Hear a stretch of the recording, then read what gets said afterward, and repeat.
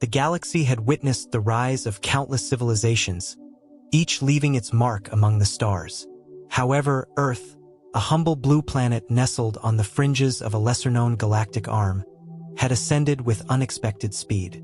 Once viewed as a primitive, insignificant world, Earth's rapid technological advancements defied all expectations.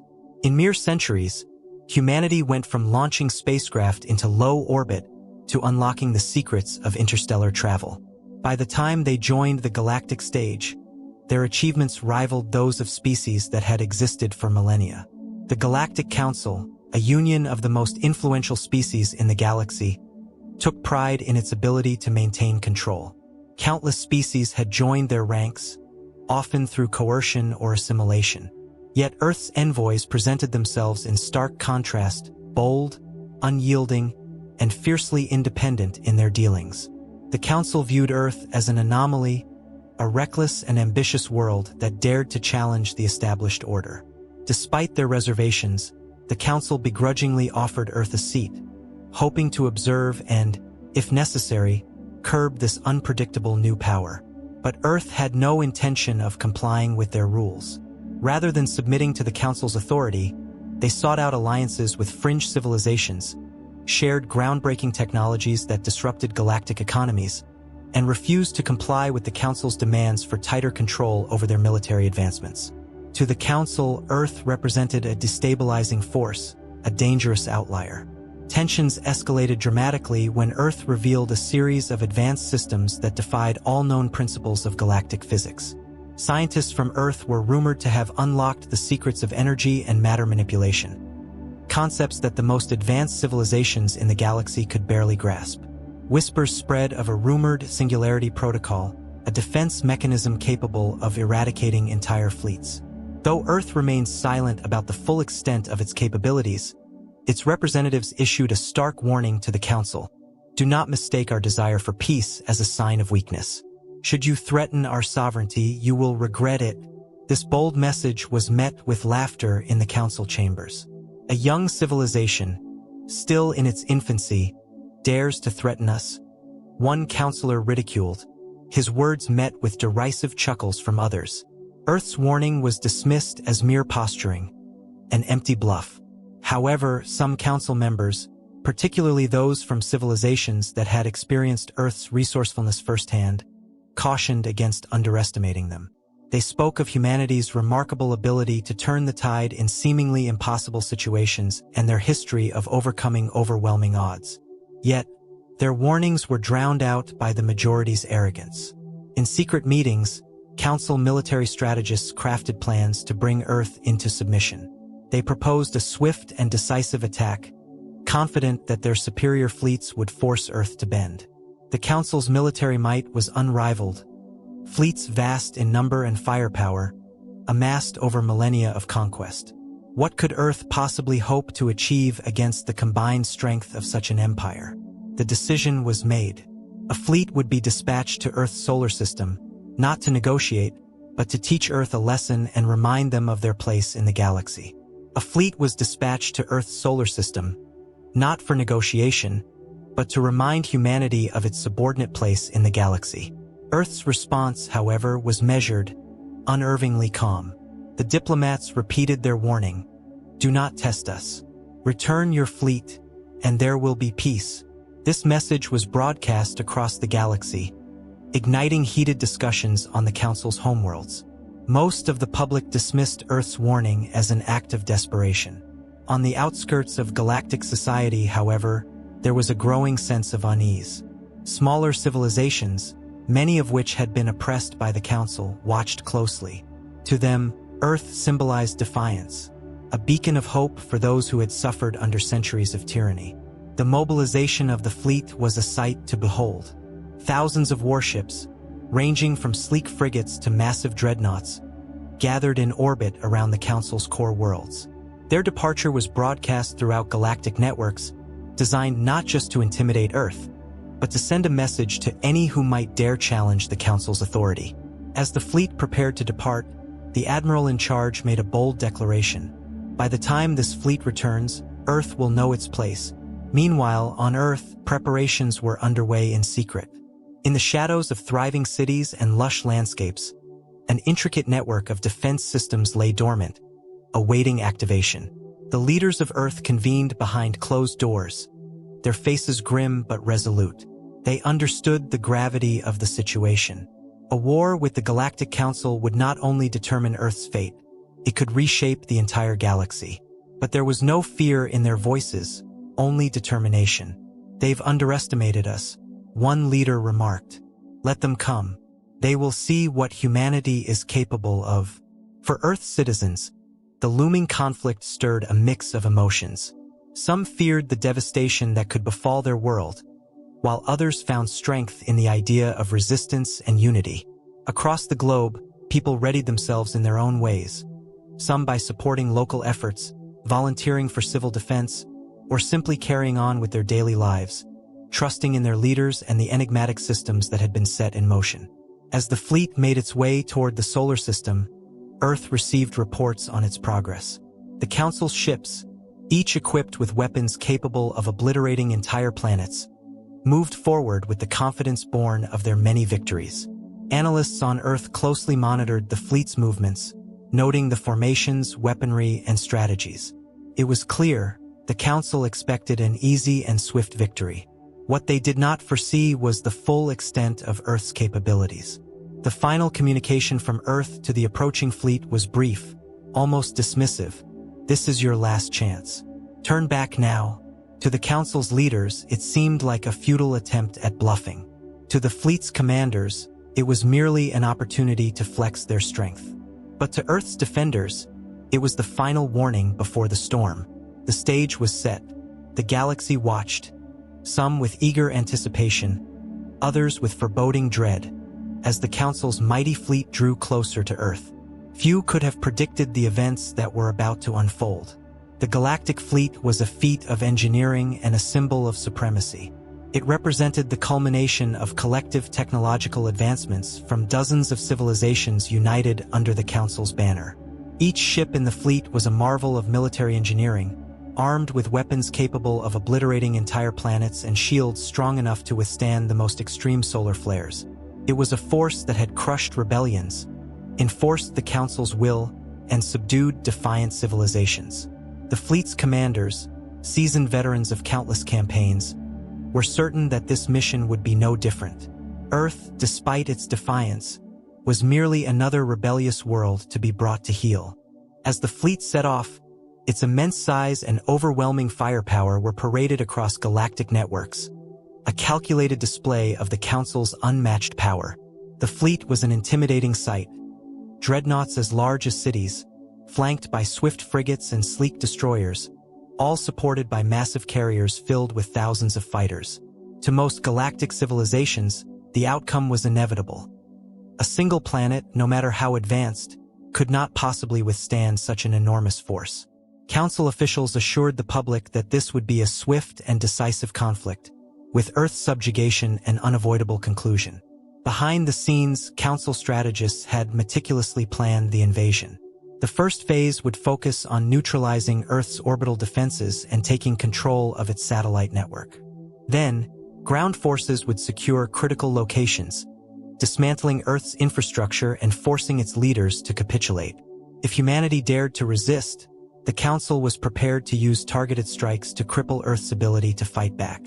While a few voices in the Council called for caution, they were dismissed as overly cautious or sympathetic to Earth's plight.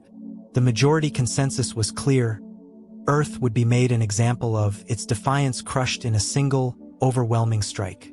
As the fleet entered the outer reaches of the solar system, it encountered Earth's first line of defense: automated probes and reconnaissance satellites. Though these systems were advanced, they posed no real threat to the might of the fleet. One by one, they were neutralized, their signals silenced without delay. The fleet's commanders interpreted this as a sign of Earth's weakness, evidence that their warnings had been little more than a bluff. They expected more resistance and, assuming Earth's strategy had been exhausted, pushed onward without hesitation. However, Earth had not been caught off guard. The apparent lack of resistance was part of a calculated strategy. Earth's leaders had carefully studied the Council's tactics and understood that the fleet would view the absence of immediate defense as a sign of submission. Behind the scenes, Earth's sophisticated systems were monitoring the fleet's every movement, analyzing its weaknesses, and preparing for the perfect moment to strike. As the fleet pressed further inward, its confidence grew with each passing hour. Reconnaissance ships reported that Earth's orbital platforms and planetary defenses were inadequate compared to the fleet's arsenal. The commanders, now more certain than ever of their victory, ordered preparations for a full-scale assault. They saw this as just another routine operation, nothing more than a formality.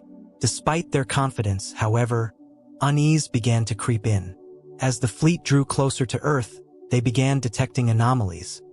Strange energy signatures and gravitational distortions that defied conventional understanding. These odd readings were quickly dismissed by most as either flaws in the fleet's sensors or natural phenomena tied to Earth's primitive technology. Yet, some cautious voices within the fleet recommended further investigation. They were overruled, and the fleet pressed forward, undeterred by the unsettling signs. A few cautious voices within the fleet suggested further investigation, but the majority dismissed their concerns. The fleet continued its advance. Back on the Council's core world, the news of the fleet's progress was met with jubilant celebrations. Broadcasts hailed the fleet's efficiency, depicting Earth as a defiant but ultimately helpless opponent. Politicians delivered speeches extolling the Council's strength and unity, promising swift justice for those who dared to challenge galactic order. For the Council's citizens, the imminent subjugation of Earth was a reassuring testament to their unquestioned power. But for the fleet, as they drew nearer to Earth, the situation began to feel increasingly off. Long-range scans revealed strange energy signatures emanating from the planet's surface. These patterns did not align with any known technologies in the Council's vast database. Fleet scientists suggested theories ranging from experimental weaponry to natural phenomena, but none of these explanations could provide any definitive answers. The fleet's commanders, unwilling to show hesitation or uncertainty, issued orders to continue their course. When the fleet finally reached Earth's orbit, the situation grew even more perplexing. Earth's defensive systems, despite their impressive design, were not responding in the expected manner. Rather than launching preemptive strikes or engaging the fleet directly, Earth remained eerily silent. The planet's surface appeared calm, with no visible signs of panic or military mobilization. To the fleet's commanders, this silence only confirmed their assumptions of Earth's weakness. They believed their victory was all but assured, and prepared to move forward with their operation. What the fleet did not realize was that Earth's silence was far from an indication of submission.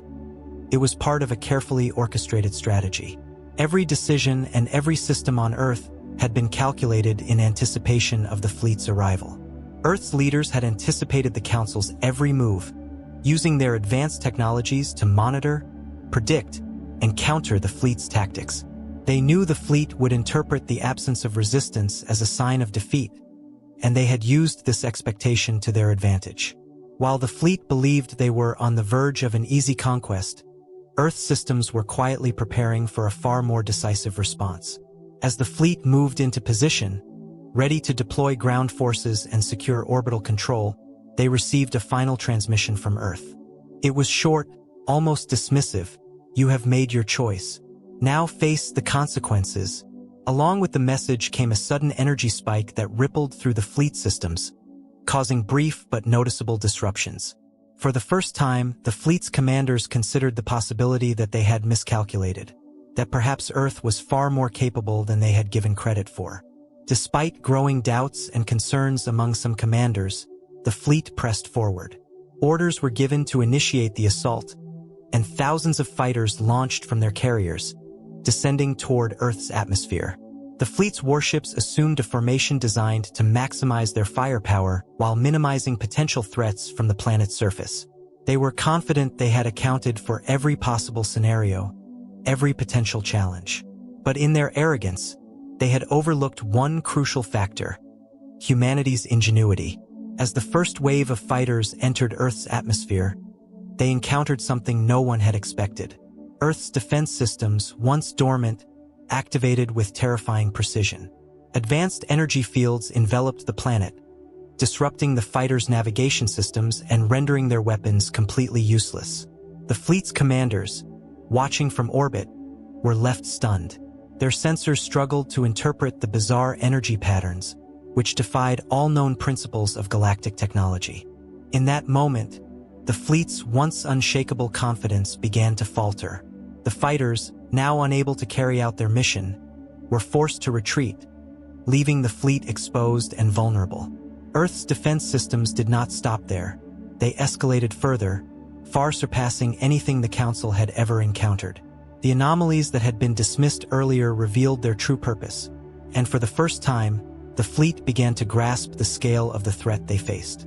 With quiet resolve, Earth's leadership activated the Singularity Protocol. There was no need for debate. The decision had been made. The Council's fleet had pushed past the boundaries of diplomacy, and Earth's response would now be decisive. Deep within Earth's military command centers, the protocol was set into motion. It was the culmination of decades of research, a fusion of artificial intelligence, quantum physics, and technologies far beyond the comprehension of even the galaxy's most advanced civilizations. The first signs of the protocol's activation were subtle. The orbital defense systems, which had remained inactive during the fleet's approach, began to shift. Satellites, long dismissed by the fleet as outdated relics, came online, sending faint signals that pierced the electromagnetic spectrum. Earth's power grids surged with energy as previously hidden reserves of antimatter reactors and fusion cores powered up across the planet. Interconnected networks of systems began to synchronize, forming an unprecedented web of defensive power, one that the galaxy had never seen. The fleet sensors were the first to detect the dramatic shift. Energy readings spiked to levels far beyond anything their instruments could comprehend. Communications between ships were disrupted by interference that could not be traced. Shipboard AI systems began reporting anomalies that seemed to defy logic. Systems that should have been impervious to intrusion were now exposed to mysterious breaches from an unknown source. What had once been a confident march toward Earth now felt uncomfortably unstable. The fleet's command scrambled to adapt, but the protocol's precision left no room for error. Entire squadrons of fighters, poised for atmospheric entry, were suddenly frozen mid-flight as their systems were hijacked by Earth's technology. Ships in high orbit found their navigation systems overwhelmed by gravitational distortions that defied natural laws. The Admiral, renowned for his unshakable composure, issued a retreat order hoping to regroup and reassess the situation, but the command never reached the fleet. Earth had already intercepted their communications. The counterstrike was swift and devastating. Earth systems targeted the fleet with surgical precision, deploying technologies that operated on principles the galaxy had yet to fully understand. Beams of concentrated energy shot through the vacuum of space, bypassing shields that had previously been considered impenetrable. Ships that had once been symbols of the Council's dominance were torn apart in mere moments, reduced to glowing debris fields. The fleet's once unassailable defenses were rendered useless, their countermeasures ineffective against weapons that seemed to anticipate their every move. The first wave of destruction surged through the fleet, but the true horror came from within. Earth's artificial intelligence, designed not merely to defend but to dominate, infiltrated the fleet's networks. Shipboard systems turned against their own crews, life support malfunctioned, and weapon arrays targeted allied vessels. The fleet, once unified and organized, descended into complete chaos. The protocol's seamless integration with Earth systems made it an omnipresent enemy, capable of exploiting every vulnerability in real time. Amid the devastation, the Admiral rallied the remnants of his command. He ordered his flagship to retreat, hoping to regroup and salvage the operation. But Earth was relentless. The protocol, now fully operational, locked onto the flagship with deadly precision. A gravitational weapon, silent, unseen, gripped the colossal vessel, tearing it apart molecule by molecule. The Admiral's final moments were marked by disbelief. His pride shattered as he came to understand the magnitude of Earth's power. The destruction of the flagship marked the pivotal turning point. With their leader gone and their command structure fractured, the fleet had no choice but to flee. Yet retreat was no longer an option. Earth, with cold efficiency, let the protocol continue its work, relentlessly hunting the remnants of the fleet as they scrambled to escape. Ships attempting to jump to hyperspace found their drives disabled. Others, in desperate attempts to evade, collided with brief fields created just moments earlier. Within minutes, the once proud fleet of the Galactic Council was reduced to a field of silent wreckage. On Earth, the protocol's operators watched the unfolding destruction with calculated precision. No commands were necessary. The system functioned autonomously, reacting faster than any human or alien mind could process.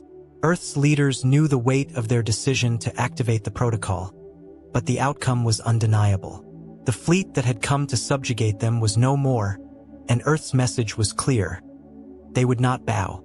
In the aftermath, one lone vessel managed to escape. Designed to leave no survivors, the protocol allowed this ship to flee, its systems untouched. This was no oversight. It was a deliberate choice. Earth had allowed this ship to carry with it the full story of the fleet's annihilation. A message not only in words, but in the terrifying demonstration of their power. For the Galactic Council, the loss of their fleet was inconceivable. The fleet had been their ultimate instrument of control, their unchallenged symbol of dominance. Its destruction was far more than just a military defeat. It shattered the very myth of their invincibility.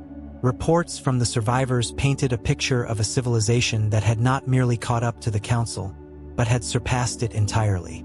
Technologies and tactics that defied understanding were now the legacy of Earth. Understanding the impact of their actions, Earth's leaders sent a final transmission to the Council. The message was simple: "We warned you. This is the consequence of your arrogance. We do not seek war, but we will not submit. Let this be the last time you underestimate humanity." The transmission, carried by the surviving vessel, reached the Council's chambers and was broadcast across the galaxy. The words reverberated far beyond the Council's core worlds, reaching civilizations that had long lived under its shadow. Across the galaxy, the consequences of the fleet's destruction were felt almost immediately. Civilizations that had once bowed to the Council's authority began to question its power. Those on the fringes, who had long suffered under its oppressive rule, now saw Earth as a beacon of hope, a symbol of defiance against tyranny. Within the Council itself, the crushing defeat sparked intense debates and fractures. Some demanded swift retaliation, despite the risks, while others advocated for peace and reform. The unity that had once been the Council's greatest strength began to erode. For Earth, the victory was bittersweet. They had successfully defended their sovereignty and sent a clear message to the galaxy, one that could not be ignored. Yet, Earth's leaders knew the galaxy would never view them the same way again. The Singularity Protocol, a tool of last resort, had exposed humanity's capabilities to the wider galaxy. Earth had emerged as a power to be reckoned with, but at a cost: isolation. Though they had won this battle, the war for their place in the galaxy was far from over. The lone surviving vessel from the Galactic Fleet limped into the Council's central spaceport, its hull battered, its systems barely functioning. News of the fleet's annihilation had already begun to spread. Through fragmented transmissions, the Council had received reports, but the arrival of the ship brought undeniable proof. The crew, shaken and disoriented, carried accounts of a defeat so complete that it defied comprehension. They described Earth's counterattack in almost fantastical terms. Ships torn apart without warning, weapons rendered useless before they could even be deployed, and defenses overwhelmed by a force beyond their understanding. The Council chamber erupted into chaos as the full scale of the disaster became clear. Representatives from the member civilizations, once unified in their confidence, turned on one another in panic and blame. Some demanded an immediate retaliation, arguing that the loss of the fleet could not go unanswered. Others, more cautious, warned that such an action would only provoke Earth further. The surviving crew's reports made one thing painfully clear: Earth had reached a technological level that the Council could no longer control. The message delivered by the returning vessel played in the Council's chambers, sending shockwaves through the room. It was simple, yet powerful. "We warned you. This is the consequence of your arrogance. We do not seek war, but we will not submit. The simplicity of the statement belied the gravity of its implications. For the first time in millennia, the Council faced a power it could neither intimidate nor dominate. The loss of the fleet had shattered the illusion of invincibility that had kept the Council's vast empire intact for so long. The galaxy watched, now more closely than ever, to see how the Council would respond. The repercussions spread swiftly. Civilizations on the outskirts of the Council's influence, long resentful of its dominance, began to speak out. Some openly praised Earth's defiance, calling it a beacon of hope against the Council's oppressive rule. Others, wary of drawing the Council's ire, quietly sought to establish contact with Earth, hoping to align themselves with this newly rising power. Trade routes shifted, alliances wavered, and the political landscape of the galaxy began to fracture. Within the Council, factions began to form, each vying to influence the response to the crisis. The militarists, led by the most powerful species in the Council, demanded that a second fleet be assembled to crush Earth before its influence could spread further. The militarists argued that the loss of the first fleet, while a severe blow, was not an insurmountable setback. They believed that with a more coordinated effort, and the use of weapons that had previously been deemed too unethical, the Council could still reclaim its authority. In their eyes, the crushing defeat had only delayed the inevitable: Earth's submission to the Galactic Order. On the other side were the pragmatists, who saw the futility of continuing to challenge Earth directly. They pointed to the overwhelming technological disparity revealed during the battle and warned that any further aggression would risk the total collapse of the Council's power. Instead, they advocated for diplomatic engagement, urging the Council to recognize Earth's sovereignty and to seek new terms for peaceful coexistence. For the pragmatists, the Council's integrity was far more important than its pride. As these heated debates unfolded, Earth remained silent. The destruction of the fleet and the clear warning that followed had been their final statement. There were no further transmissions, no additional threats, and no offers of reconciliation. This silence unnerved the Council more than any declaration of intent ever could. Without clear signals from Earth, the Council was left to contend with its own uncertainty, as its members splintered into factions and its future began to look uncertain. Meanwhile, the broader galaxy was not willing to wait idly. Earth's actions had sparked a wave of unrest among the Council's vassal states. On distant worlds, oppressed populations rose up, seizing the opportunity presented by the Council's weakened state. These rebellions, fueled by the growing legend of Earth's invincibility, stretched the Council's military and logistical resources thin. What had begun as a conflict with a single rebellious planet now threatened to spiral into a systemic crisis, destabilizing the entire galactic order. In the midst of this turmoil, Earth began to subtly reshape the balance of power across the galaxy. They reached out to marginalized civilizations, offering access to their advanced technologies, not as tools of conquest, but as means for self-defense and development.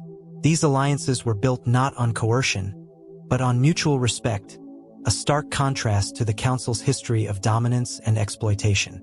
Earth's approach was not one of conquest, but empowerment, creating a network of independent states that no longer relied on the Council for protection or governance. For many civilizations, this marked the dawn of a new era. The Council's once absolute authority was now openly contested. Its member civilizations, once united by their shared dominance, were now fractured by internal conflict and external pressures. Some chose to distance themselves from the Council, seeking new paths of sovereignty in the shifting galactic landscape. Others, clinging to old ways, stubbornly refused to accept that their time of unquestioned rule had come to an end. Back on Earth, the victory brought both relief and introspection. Earth had proven its resilience and sent a message that could not be ignored. Yet, they were acutely aware of the delicate position they now occupied in the galaxy. No longer regarded as a minor player, Earth had become a force to be reckoned with, a shift that brought with it significant challenges. Earth's leaders understood that their actions would be scrutinized, their motives questioned, and every decision seen as a statement of intent. Despite this, Earth remained committed to its core principles. They continued to advocate for peace and cooperation, emphasizing that their actions had been a response to aggression, not the beginning of a campaign for conquest. They sought to show that power need not be wielded through oppression. Instead, strength could be used to uplift, not dominate. This approach, while earning them the support of new allies, also made Earth a target for those who feared the changes they were bringing. The Council, though weakened, was not yet defeated, and it now faced a critical choice. They could continue to resist, clinging to a past that was slipping away, or they could adapt to the new reality and find a way to coexist with Earth and the growing number of independent states that it had inspired. For now, the Council's response remained uncertain, their once mighty authority reduced to a shadow of its former self. As the galaxy adjusted to this shifting power dynamic, one thing became clear. The events surrounding Earth's defiance would not be forgotten. They had marked a pivotal moment in galactic history, a moment when the status quo was challenged, and the possibility of a new future emerged. Whether that future would lead to unity or further division remained to be seen. But Earth's message continued to echo throughout the galaxy. No matter how small or insignificant a force may seem, the will to stand firm can alter the course of the stars.